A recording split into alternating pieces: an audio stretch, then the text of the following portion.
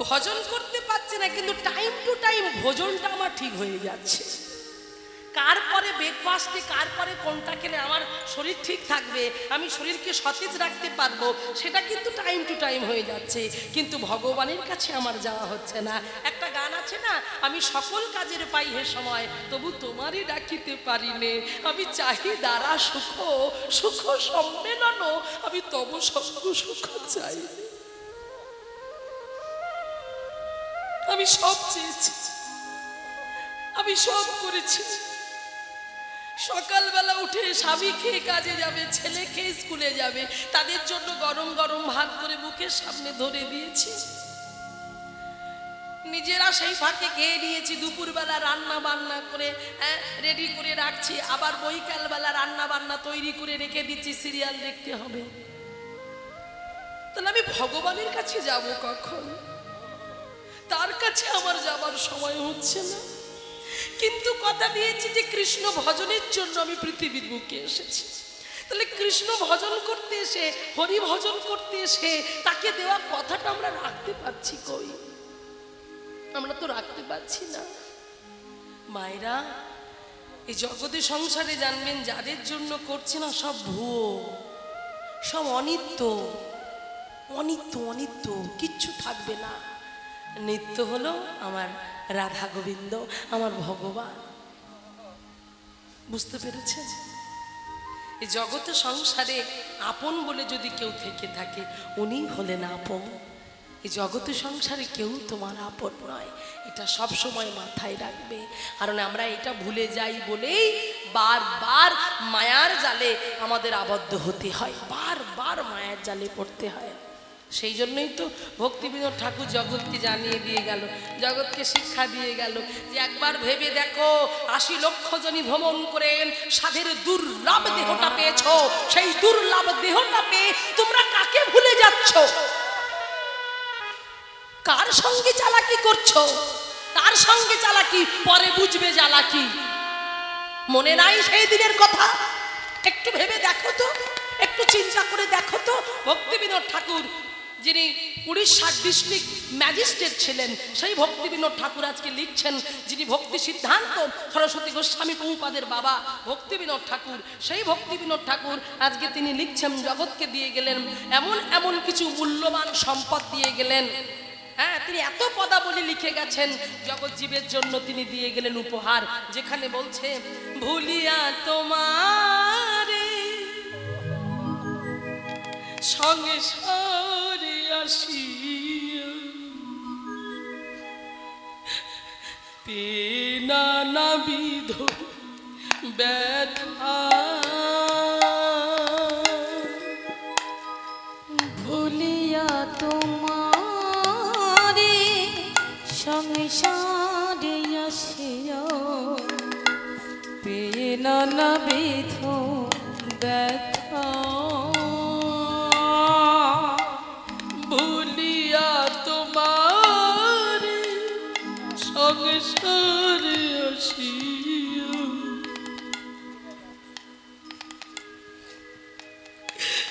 পেনা নাবিধ ব্যথা, ভুলিয়া তোমারে সংসারে আসিয়া, পেনা নাবিধ ব্যথা, তোমারি চরণে আসিয়াছি আমি, জানাবো দুঃখেরই কথা, ভুলিয়া তোমারে সংসারে আসিয়া, পেনা নাবিধ ব্যথা।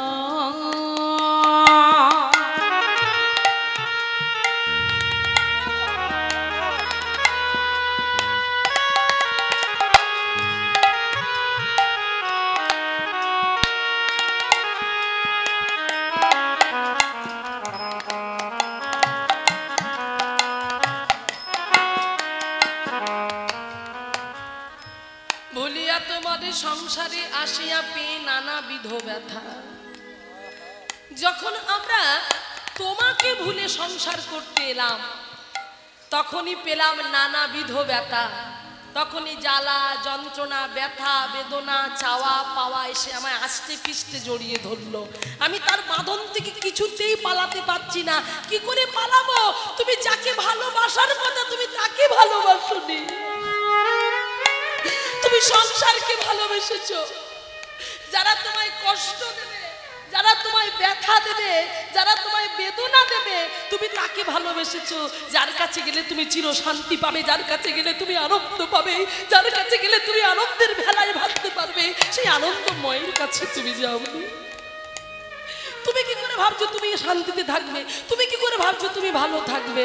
ওই জন্য বলছে তাকে ভুলিয়ে তুমি যতই থাকবে ততই তোমাকে মায়া আষ্টে পিষ্টে বেঁধে ফেলবে। ভুলিয়া তোমারে সংসারে আসিয়া পি নানাবিধ ব্যথা। তাই তোমারই চরণে আসিয়াছি আমি, জানাবো দুঃখের কথা। কখন জানাচ্ছি? যখন দেখছি সংসারের সবাই আমার থেকে মুখ ফিরিয়ে নিচ্ছে। যে ছেলের জন্য আমি প্রাণপাত করে দিলাম, নিজে না খেয়ে ছেলের মুখে তুলে দিলাম, সেই ছেলে ইঞ্জিনিয়ার হলো, ডাক্তার হলো, ব্যারিস্টার হলো, 4 তলা বিল্ডিং তৈরি করলো, কলকাতার বুকে ফ্ল্যাট কিনলো। সেই ছেলে বউ নিয়ে এলো, পর করে দিল বুড়ো বাবা মাকে, মুখ ফিরিয়ে নিল। তারপর ভগবানের কথা মনে হয়েছে তোমার। ভগবান হাসছে আর বলছে ভালো, এটাই তো চাইছিলাম। যে তোকে পৃথিবীর বুকে নিয়ে এলো তার কথা ভাবলি না, এই অনিত্য বস্তুর পিছনে তুই ছুটতে ছুটতে আমাকে ভুলে গেলি। একবার ভেবে দেখ তো সেই দিনের কথা। কোন দিনের কথা? এই পরের লাইনটা কি বলছে দেখুন, আরো মারাত্মক কথা বলে গেল। বা জননী জঠরে ছিলাম যখনি, বিষম বন্ধন পাশে। জননী জঠরে ছিলাম যখনি, বিষম বন্ধন পাশে। জননী জঠরে ছিলাম যখনই বিষম বন্ধন পাশে। যেদিন আমি তুমি আমরা প্রত্যেকে, পৃথিবীর প্রত্যেকটা মানুষ জননী জঠরে ছিল, 32টা নারীর বন্ধনে, অসহ্য জ্বালা, অসহ্য যন্ত্রণা, অসহ্য ব্যথা, কৃমি কীটের জ্বালা যন্ত্রণা, পায়খানা প্রস্রাবের ছোট্ট একটা থলির মধ্যে, জলের থলির মধ্যে হেষ্টপুণ্ড ঊর্ধ্ব পদে,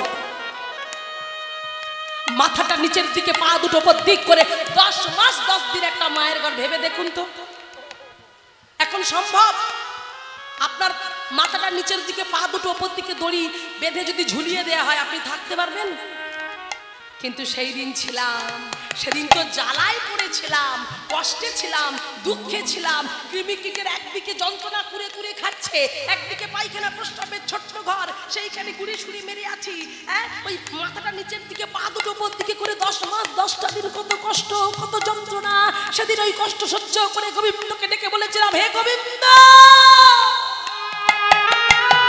তুমি কৃপা করো, শুনেছি তুমি করুণাময়, শুনেছি তুমি কৃপাময়, এই জঠর যন্ত্রণা থেকে তুমি আমাকে মুক্ত করো,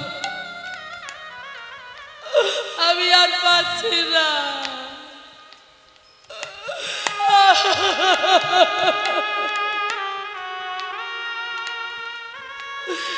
এই জ্বালা সহ্য করতে পারছি না, তুমি কৃপা করে এসে আমাকে মুক্ত করো।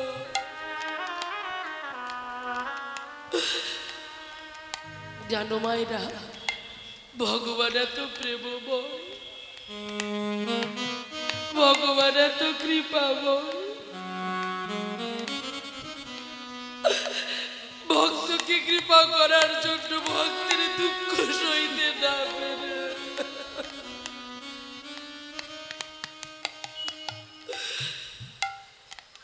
গর্বের কাছে এসে বলেছিল, ওরে কলির জি, আমি তোকে মুক্ত করব, তবে কথা দে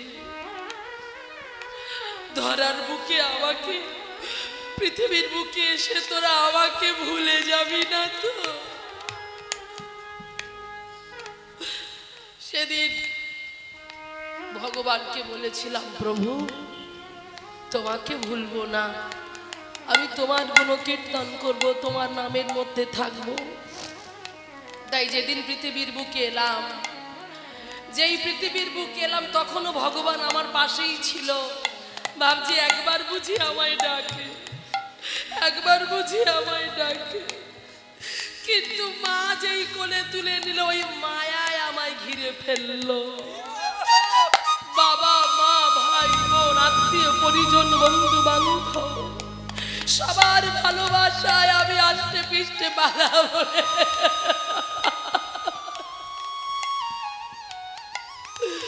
সবাই কোলে নিয়ে আদর করতে লাগলো। ভগবানের দিকে আমার আর তাকানো হলো না, ভগবানকে দেওয়া কথা আমার আর রাখা হলো না। আমি একটু একটু করে ভগবানকে ভুলে গেলাম। সেই জন্য ভগবান বললো আরা আমায় ভালোবাসবে না, ও আমার কথা ভুলে গেছে। ভগবান ধীরে ধীরে চলে গেলেন, অদৃশ্য হয়ে গেল। সেই জন্যই তো বলছে জননী জঠরে ছিলাম যখন বিষম বন্ধন পাশে, একেবারে প্রভু দেখা দিও মোরে, একেবারে প্রভু দেখা দিও মোরে, দয়ামা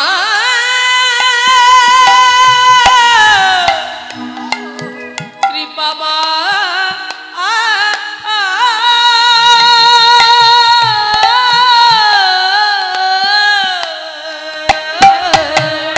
একেবারে প্রভু দেখা দিও মোরে, বঞ্চিলে দিনো দাসে, বঞ্চিলে দিনো দাসে ভুলিয়া তোমারি সংসারে আসিয়া পেন নাবিধ ব্যথা, ভুলিয়া তোমারি সংসারে আসিয়া পেন নাবিধ ব্যথা, নাবিধ ব্যথা, পেনা নাবিধ ব্যথা, পেনা নাবিধ ব্যথা, পেনা নাবিধ ব্যথা। তাই মায়েরা যাই করুন করুন তাকে ভুলে যাবেন না, কারণ কখন যে আমাদের চলে যাবার সময় হয়ে যাবে আমরা কেউ জানি না। আমরা শুনতে বসেছি উত্তর গোষ্ঠ, ফেরত গোষ্ঠ, ফিরে যাওয়ার লীলা। একটা কথা মাথায় রাখবেন, যে কাজের জন্য আমাদের পৃথিবীতে আসা সেই কাজটা যেন কমপ্লিট করে যেতে পারি, সুসম্পূর্ণ করে যেতে পারি। আর সেই কাজটা কি? সংসারে এসে ছেলেপুলের জন্ম দিয়ে তাদের মানুষ করা, তাদের কাছে লাঠি ছাটা খাওয়া, এটাই কি সব? না, তুমি যে কর্ম যে কর্তব্য পালন করতে এসেছো। বিদ্যাপতি, পদকর্তা বিদ্যাপতি, তিনি তার বিখ্যাত একটা পদ, যেটা আমি যখনই আশ্রমে যাই আমার গুরুদেব এই পদটি আমায় গাইতে বলে, যেখানে বলছে তোমার যে কুলেই জন্ম হোক না কেন, পক্ষীকুলে, পশুকুলে, কীটকুলে, কৃমিকুলে, যেখানেই জন্ম হোক না কেন, তুমি ভগবানের চরণটা ছেড়ো না। মাধব যদি অভয় দেন দু লাইন গাইব পত্রী। বহুত মিনতি করো তো, কি অপূর্ব সুন্দর। এগুলো হচ্ছে নিবেদনের গান, এগুলো পদাবলী। মানে বিদ্যাপতি এমন একটি মানে পদ তিনি দিয়ে গেছেন না জগতের জীবের, মানে কি বলবো, শিক্ষা। এই সমস্ত পদাবলী শুনলেই কৃপা হবে। মাধব হে মাধব বহুত মিনতি করু তুই, মাধব বহুত মিনতি করু তুই, দেহি তুলসী তিল দেহ সমর্পিল, দেহি তুলসী তিল দেহ সমর্পিল, দয়া জানি না ছাড়ো বিময়ে মাধব বহুত মিনতি করত মাধব বহুত মিনতি করত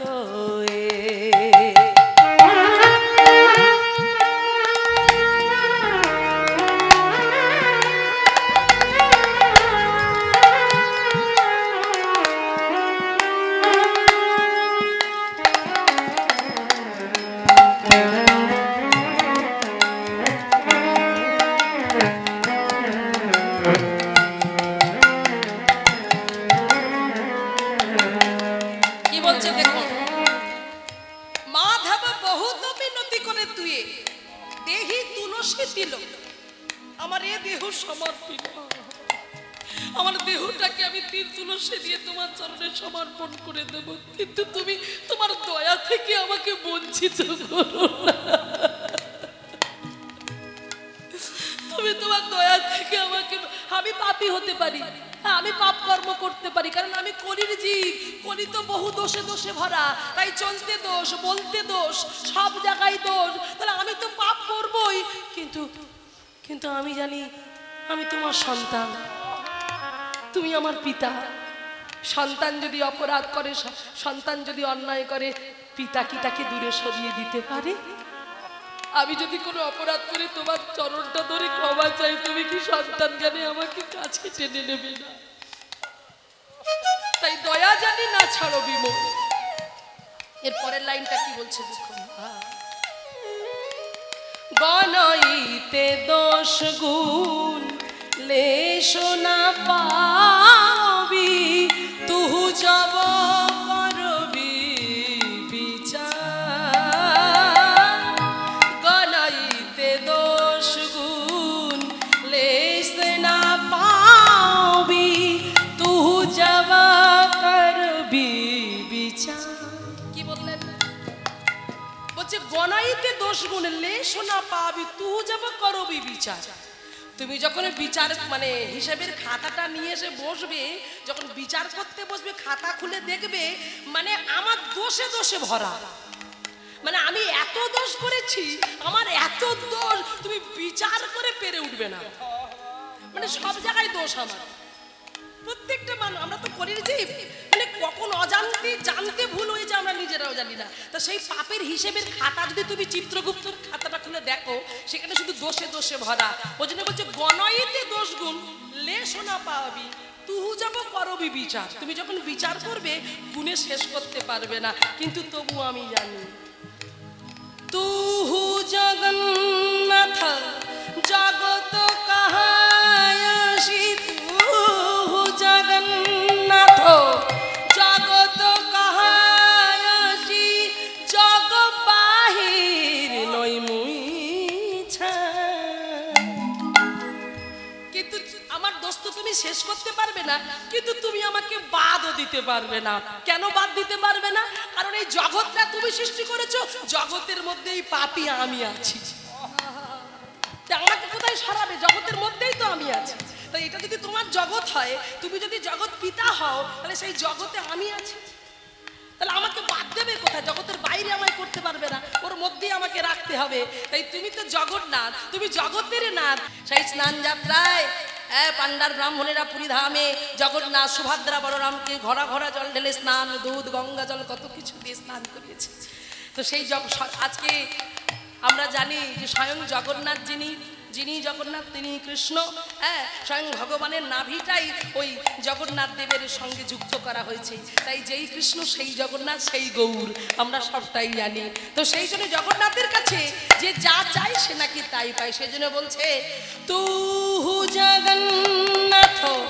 জগত কাহায়াসি জগ বাহির মুই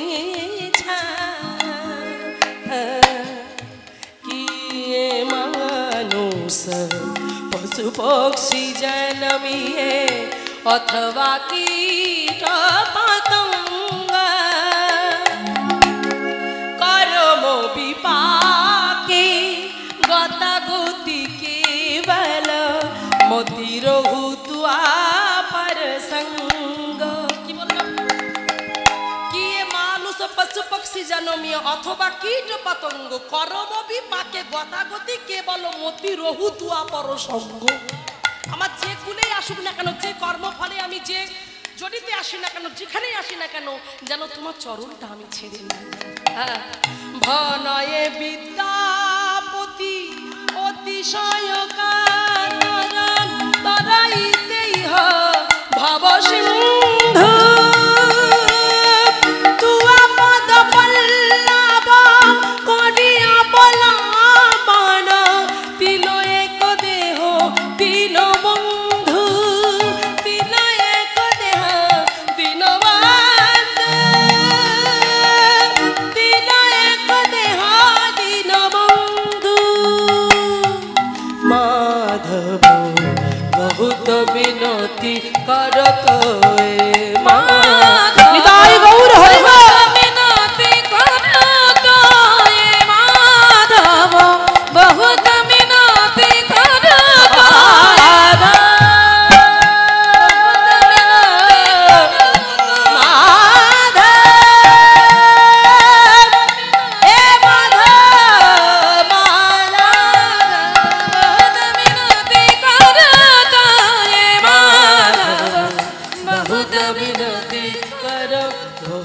मिनती कर बहुत मिनती कर तो একদম আর বেশি কথা নয়, চলুন সরাসরি আজকে চলে যাই। আজকে যে লীলা আমরা শুনতে বসেছি উত্তর গোষ্ঠ লীলা, ফিরে যাবার লীলা।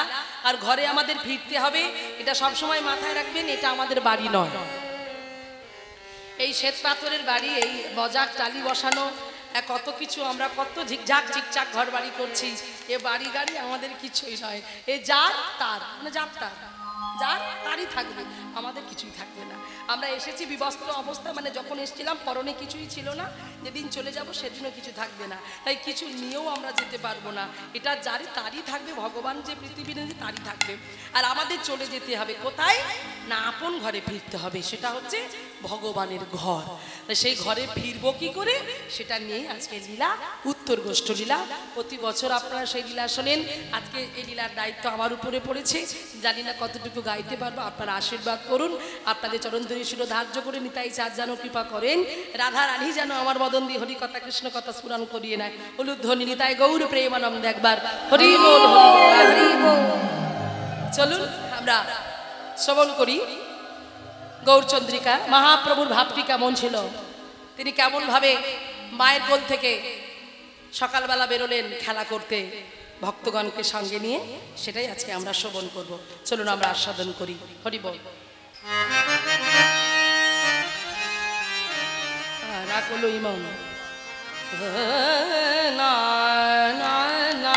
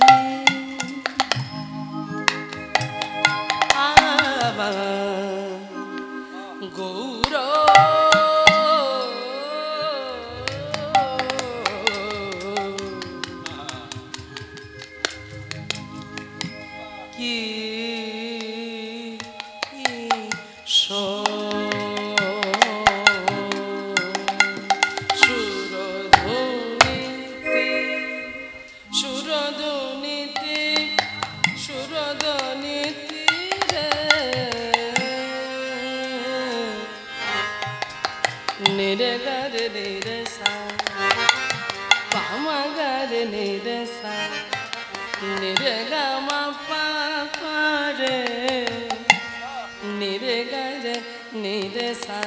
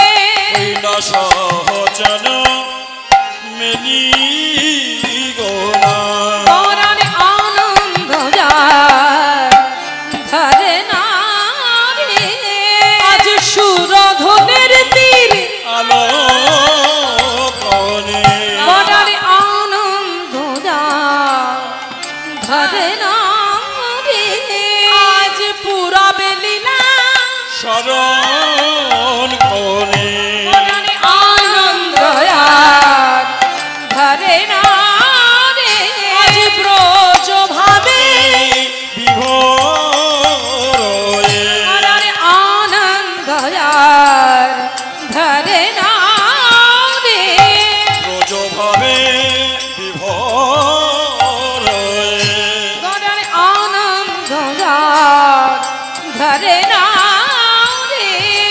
পুরব লীলা স্মরণ করে আনন্দ ধরে না রে ব্রজ লীলা স্মরণ করে আনন্দ ধরে দেখো না ভাবে উদয় হলো আনন্দ ধরে না লীলা স্মরণ করে আনন্দ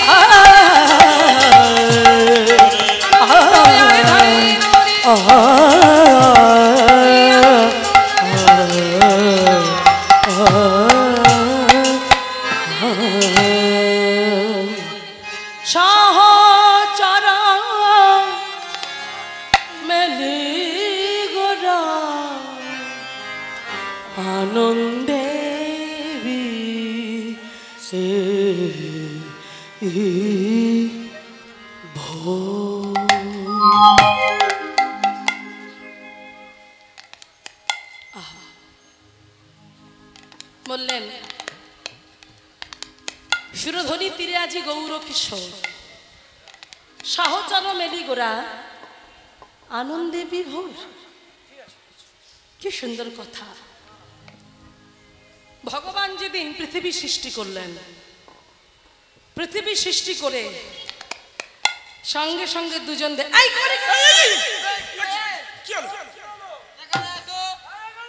এখানে এসো, এখানে এসো। না না, আপনারা বসুন বসুন, ভগবান ডাকছে, বসুন। আস্তে আস্তে। ভগবান পৃথিবী, বললাম না ভগবান পৃথিবী সৃষ্টি করেছে, পৃথিবী সৃষ্টি করে দুজন দেবতাকে ডাকলো। হ্যাঁ, এই তোমার নাম কি? তোমার নাম কি? সীমা। তোমার নাম নয়, ভগবান বলছে দেবতাকে তোমার নাম কি? বললো আমার নাম সূর্য। ও তোমার নাম সূর্য? এদিকে এসো, তোমার একটা কাজ আছে। কি কাজ? না তোমার একটা কাজ দেবো আমি। বলছে কি কাজ? তোমার কাজ হলো তুমি সকালবেলা উঠবে, সারা দিন আকাশে আলো করে থাকবে, এটা তোমার কাজ। আর সন্ধে হব পশ্চিম দিগন্তে তুমি ঢলে মানে ডুবে যাবে, এটা তোমার কাজ। হ্যাঁ, তোমার নাম কি? বাহ, লেখা আছে কি? বেশ, জয় গোপীনাথ, হরি বল। তাহলে দেখো, আর এক দেবতাকে ডেকেছে, ডেকে বলছে তোমার নাম কি? বলছে আমার নাম চন্দ্র। এদিকে এসো। এই শোনো, তুমি চন্দ্র আর ওটা তো সূর্য, ওর একটা কাজ দিয়েছি, তোমারও একটা কাজ দিলাম। কি কাজ? না সূর্য যখন ডুববে তুমি তখন উঠবে, মানে সন্ধ্যাবেলায় তুমি লাইট দেবে, আলো দেবে। তোমার সারা রাত তোমার ওই ডিউটি থাকলো, তুমি আলো দেওয়ার পর সকালবেলা ডুবে যাবে, আবার সূর্য উঠবে সকালবেলা। তাহলে এটা কেন করলো? জীব শিক্ষা। কি জীব শিক্ষা দিল? আচ্ছা বাবা বলুন তো, শুধু তো সূর্যকেই বলতে পারতো যে সূর্য তুমি সারা দিন রাত আলো দেবে, চন্দ্রের তো দরকার হতো না, সূর্যের উপরে দায়িত্ব দিলে হয়ে যেত। তাহলে সূর্যকে বললো কেন যে সূর্য তুমি সকালে উঠবে, সন্ধ্যাবেলায় ডুববে? তার মানে এখানে জগৎকে শিক্ষা দিল সূর্যের যেমন ওঠা আছে ডোবা আছে, তেমন পার্থিব জগতে আমাদের জীবন সূর্য ওঠা আছে, আমাদের জীবন সূর্য ডোবাও আছে। নিতাই গৌর প্রেমানন্দ, হরি বল হরি বল। অনেক খেলেছো, সবাইকে নিয়ে অনেক খেলাও করেছো, এইবার খেলা সাঙ্গ করতে হবে। কারণ সকালবেলা মানে হলো প্রত্যেকটা জীবের বাল্যকাল, ছেলেবেলা, এদের বেলা। এই শিশুকাল হলো সকালবেলা, এরপরে ধীরে ধীরে বেলা বাড়ছে। যে বেলায় আপনারা সূর্য পূজা করলেন, কি বেলা ছিল? দুপুরবেলা। দুপুরবেলা বেলা মানে হলো প্রত্যেকটা জীবের যৌবন বেলা, ওই বেলাটা দুপুরবেলা। এবার ধীরে ধীরে বেলা পড়ছে, মানে এখন যে বেলাটা এটা হচ্ছে সময়কালীন লীলা। ঠিক লীলা হয়েছে উত্তরগোষ্ঠ, মানে এই সন্ধ্যেকালীনটা হলো বার্ধক্যের কোলে ঢলে পড়া। হ্যাঁ, তাহলে একটু একটু একটু করে বেলা বাড়ছে। এখন আমার মায়েদের বাবাদের কখন যে মাথার চুলগুলো পেকে গেল, কখন দাঁতগুলো পড়ে গেল বুঝতেই পারলো না। তার মানে ভগবান সিগন্যাল দিচ্ছে এবার ব্যাগ গোছাও, এবার লাগেজ গোছাও, এবার তোমার চলে যাবার সময় হলো। আর নয়, এবার রেডি হও। সেই জন্য বলছে, হ্যাঁ হরি বল হরি বল। ঠিক যেমন করে লালা বাবু একটা কথাই জীবনের পরিবর্তন ঘটেছিল। বাবুজি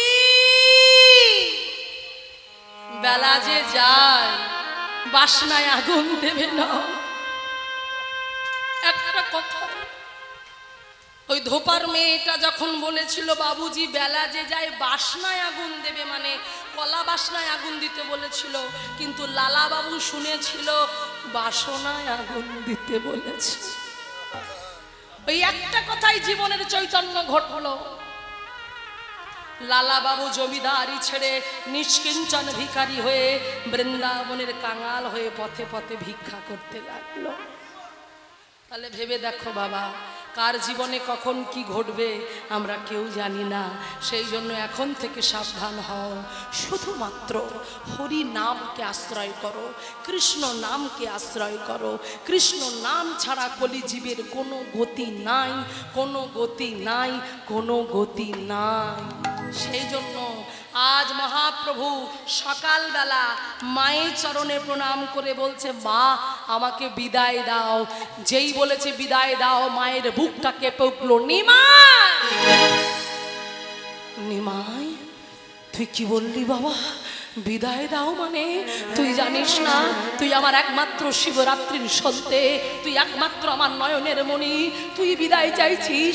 সবাই আমাকে ছেড়ে চলে গেছে, আমার 8টা কন্যা সন্তান আমাকে ছেড়ে চলে গেছে, তোর দাদা বিশ্বরূপ আমাকে চিরতরের মতো আমাকে কাঁদিয়ে চলে গেছে, সবাই আমাকে ছেড়ে চলে গেছে, তুই আমার একমাত্র ভরসা, একমাত্র নয়নের মণি, তুইও চলে যাবি? না মা না, আমি ওভাবে বলতে চাইনি। ওমা আমি খেলতে যাব, সেই জন্য তোমার কাছে বিদায় চাইতে এসেছি। খেলা? হ্যাঁ মা, আমার খেলা খেলতে ভালো লাগে, আমার হরিনামের খেলা খেলতে বড় ভালো লাগে। হরিনামের খেলা? হ্যাঁ আমি খেলতে যাব, আমি সকল ভক্তবৃন্দকে সঙ্গে নিয়ে আমি হরিনামের খেলা খেলবো, তুমি আমাকে যেতে দাও মা, আমাকে যেতে দাও। তাই মায়ের চরণে প্রণাম করলো, আর যেই সচী মা তার চরণে প্রণাম করলো।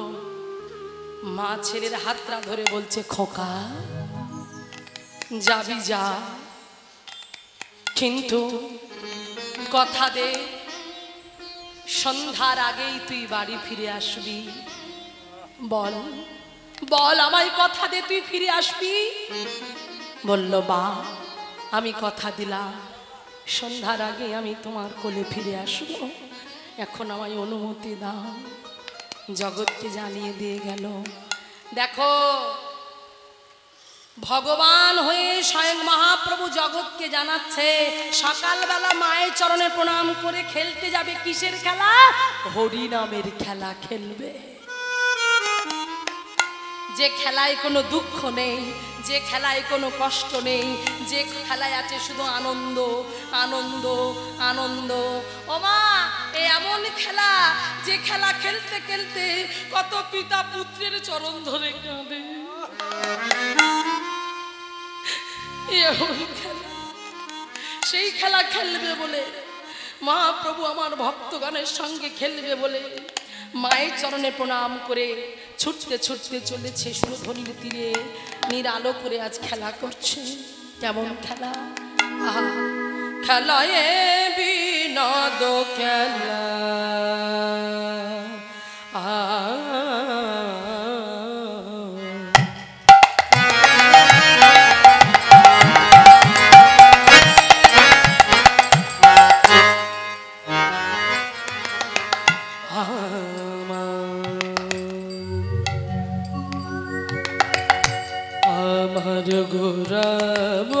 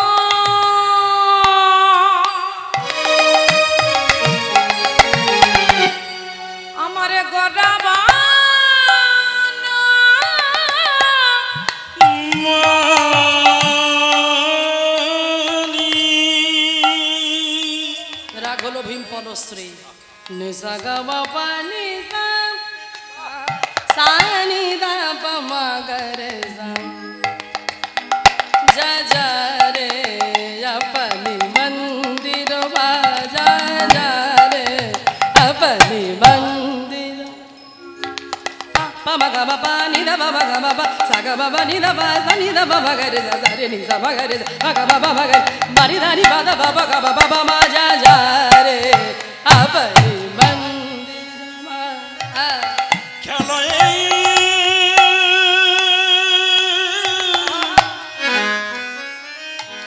বিনোদ খেলা, বিনোদ খেলা, বিনোদ খেলা।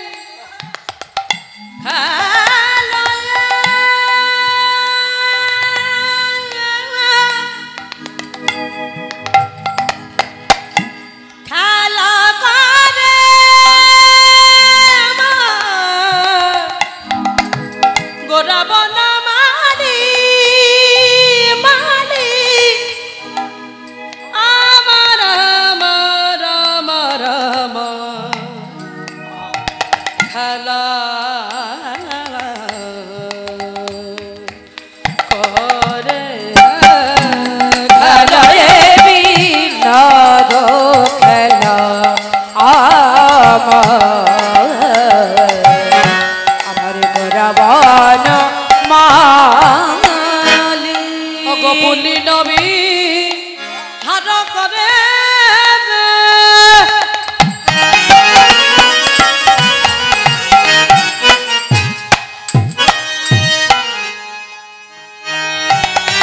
যত কত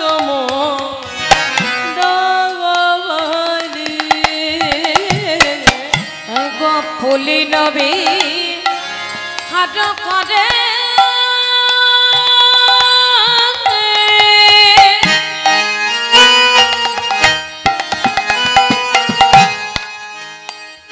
যত ভক্ত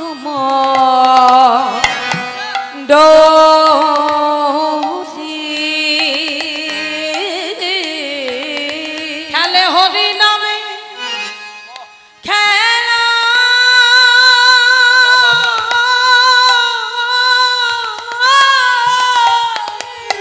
খেলে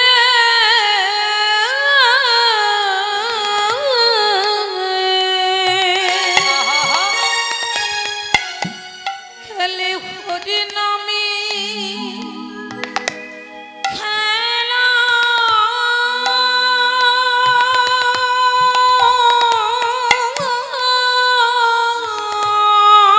ওগো খেলছে হরি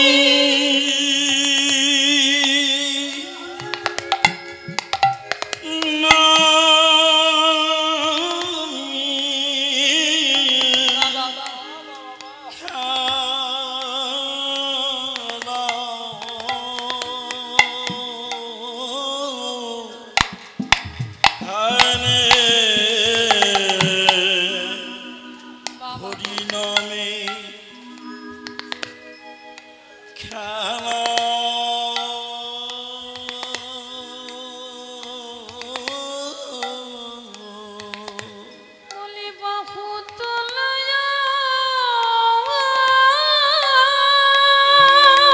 নিতাই গৌর হরি বল হরি বল আরে হরি বল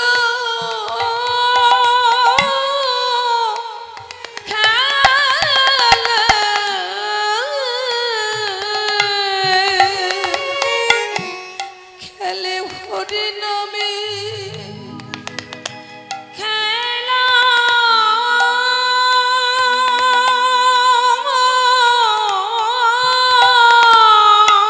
খেলতে যদি হয় তবে নামের খেলা খেলো মায়েরা একমাত্রই হরি নামের খেলায় যে আছে কত আনন্দ তোমরাও তো এসেছো সেই খেলা খেলবে বলে আমার কমিটি দাদারাও তো সেই খেলায় মেতেছে প্রতি বছর এই খেলা খেলতে খেলতে এমন একটা আনন্দ তারা পেয়ে গেছে এই খেলা না খেললে তাদের ভালো লাগে না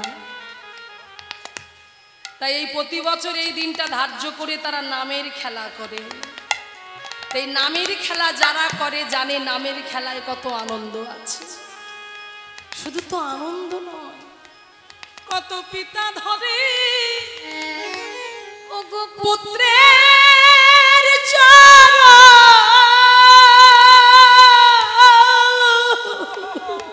কত পিতা ধরে হরি বল, হরি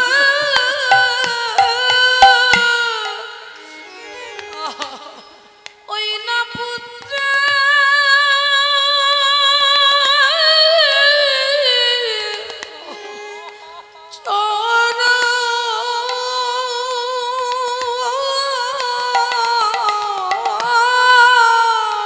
এই হরি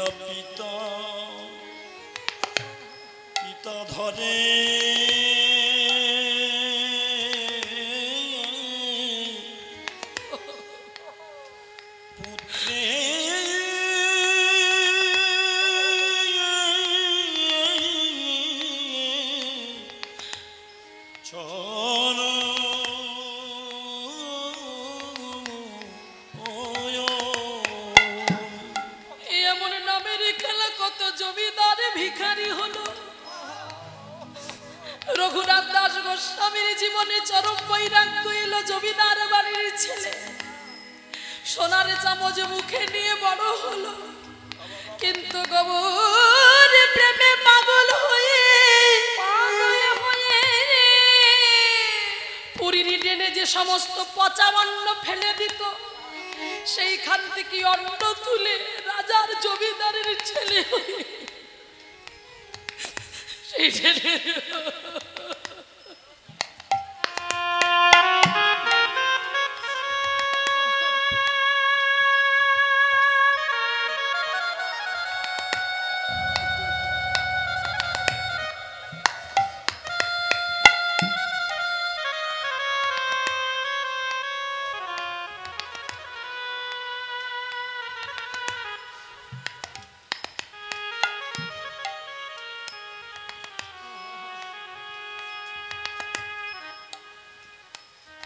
রূপ গোস্বামীর মতো হোসেন শাহর আমলে যারা দুই ভাই অর্থমন্ত্রী আর প্রধানমন্ত্রী ছিল, তাদের তো কোনো অভাব ছিল না বাবা। তারা এই গৌর প্রেমে পাগল হয়ে রাতের অন্ধকারে ছুটতে ছুটতে মহাপ্রভুর চরণটাকে আশ্রয় নিল।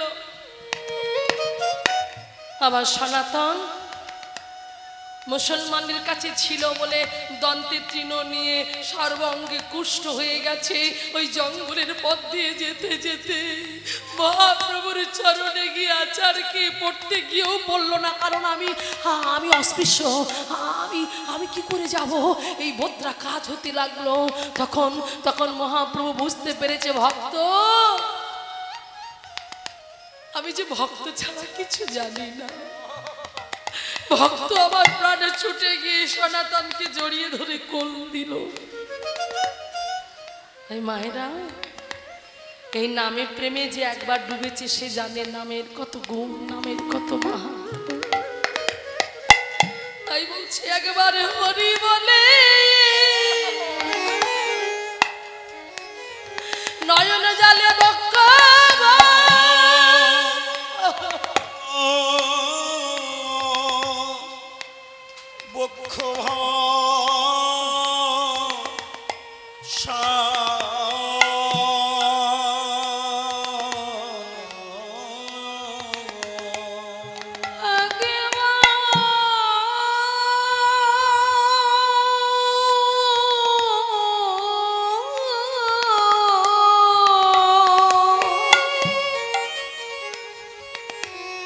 একেবারে হরি বলে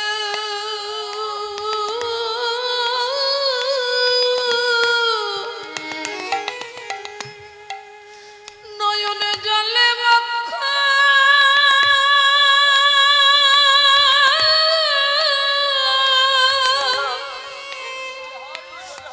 বক্ষ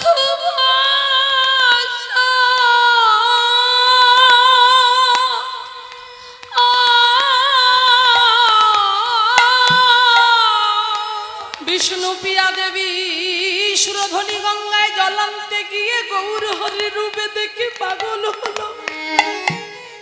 কাকের কলসিটা চলে গেল, মাকে এসে বলছে, মাগো পার্থিব জগতের কলসিটা হারিয়েছে বটে, কিন্তু আমি গৌর প্রেমে পাগল হয়ে গিয়ে নয়ন কুম্ভ দুটি ভরে নিয়ে এসেছে।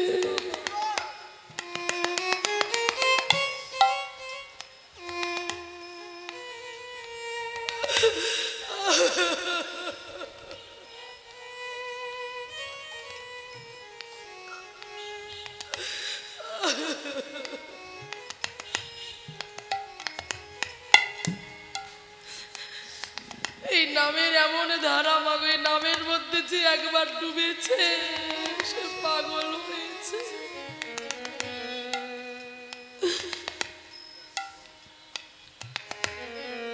তাই সবার কাছে অনুরোধ,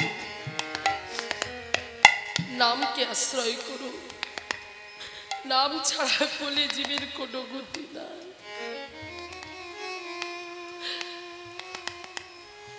তাই আমার মহাপ্রভু ভক্ত সঙ্গে কীর্তন করতে করতে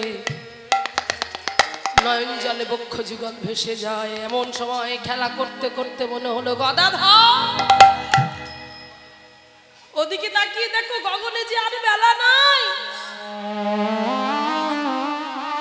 এবার ঘরে ফিরতে হবে। আমি যে মাকে কথা দিয়েছি যে সন্ধে হব হব মায়ের কোলে আমি ফিরব, তাই ওদিকে তাকিয়ে দেখো গগনে আর বেলা নাই, নয়ন জলে বক্ষ ভাসে ভেসে যায়। আহা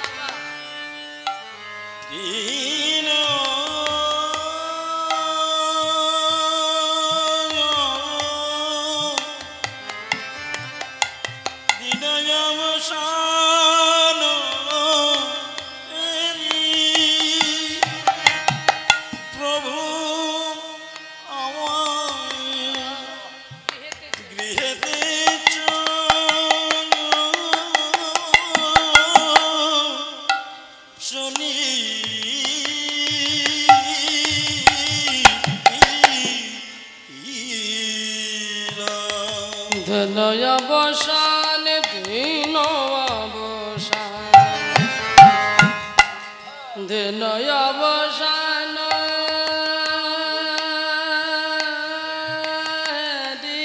সময় অনুযায়ী রাগ, রাগ হলো পূরবী।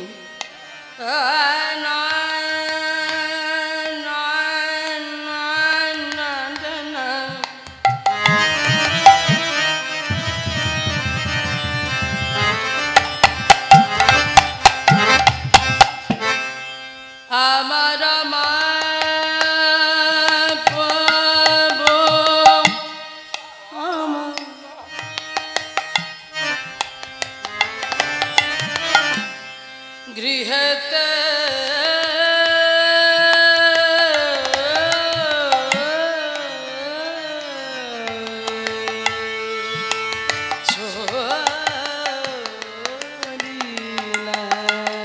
দিন অবসান দিন অবসান দিন অবসান প্রভু প্রভু আমার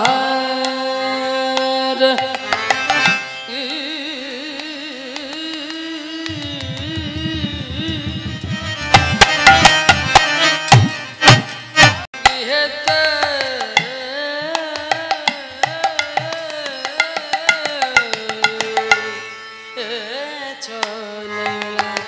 দিন অবসান প্রভু আমার গৃহেতে চলিলা, তাই ছুটতে ছুটতে চলেছে গদাধর।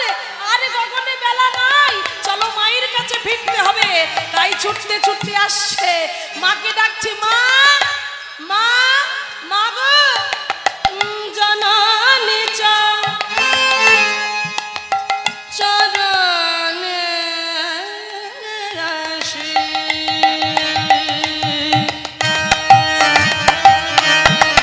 প্রভু আমার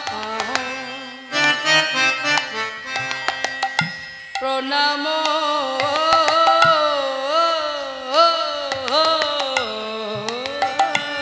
করে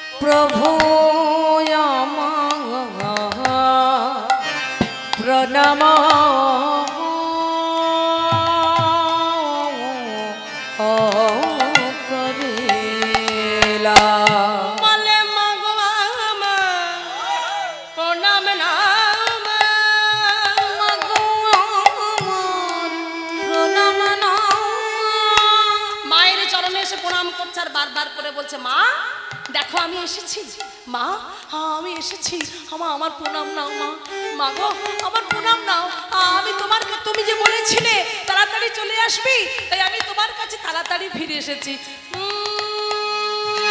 মা গো আমার প্রণাম নাও মা, মা গো আমার প্রণাম নাও মা, আমি তোমার নিমাই মাগো মাগো আমার প্রণাম নাও মা, আমি তোমার নিমাই মা, মা গো আমার প্রণাম নাও মা, জননী চরণে আসি প্রভু আমার প্রণাম প্রণাম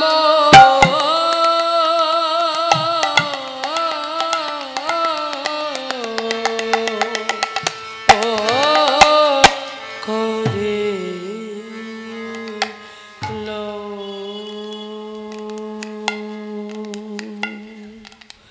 মায়ের চরণে যখন প্রণাম করলেন, মা মা আমি এসেছি, সঙ্গে সঙ্গে মা এলেন।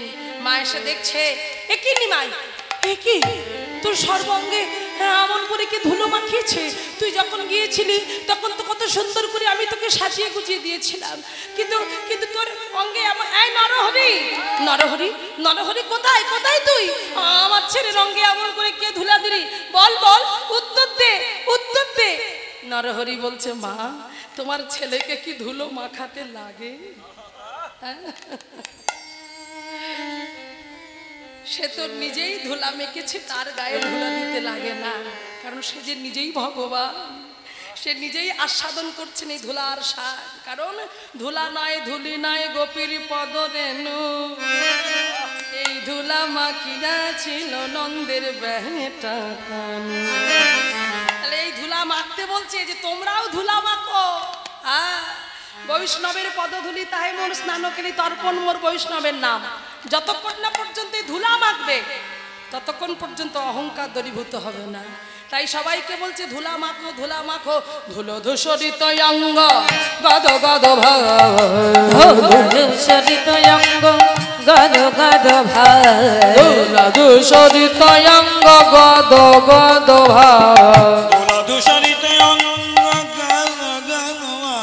দোলা ধূসরিত অঙ্গ ধুলা ধূসরিত অঙ্গ গদ গদ ধূলা ধূসরিত অঙ্গ গদ গদ হে রাধা মোহন কহে রাধা মোহন কহে রাধা মোহন কহে রাধা মোহন কহে কর তোহিয়া কর তোহি হে রাধা মোহন কহে হে রাধা মোহন কহে কর তোহিয়া